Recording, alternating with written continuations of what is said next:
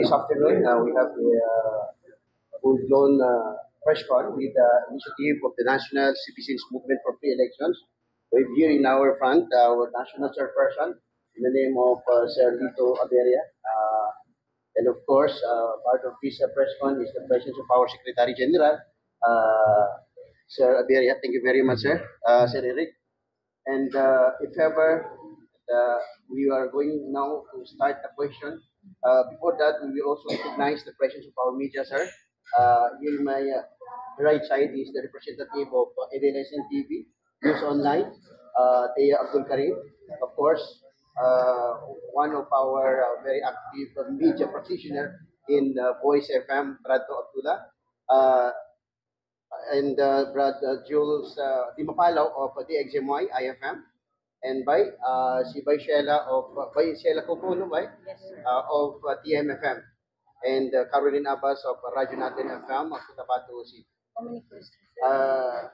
Of course, I think all of us alam natin kung bakit tayo nandito, because we are going to ask our chairperson, the Secretary General of National Citizens Movement for Free Election, in line with the 2 days activity, maging bantay ng bayan training, election and good governance monitoring in Bangsamoro Autonomous Region in Muslim Mindanao. And I think our chairperson and the Secretary General are ready for your question. Please raise your hand if ever that you want to question our resource person, the president, the chairperson and the Secretary General. And please identify the outlet and the name of your station. Ay, yung pinakahamon natin dito is yung kaalaman ng mamamayan ng BARM tungkol sa darating na halalan sa 2025. No? Kasi may mga pag-aaral na nagsasabi na mahigit sa 50%, almost 60%. No? Lalo na yung walang kaalaman sa parliamentary system. Yun ang magiging sistema dito sa Bangsamoro, na sistema ng gobyerno.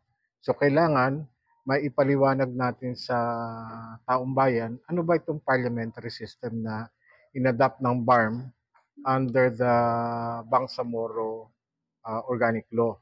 No?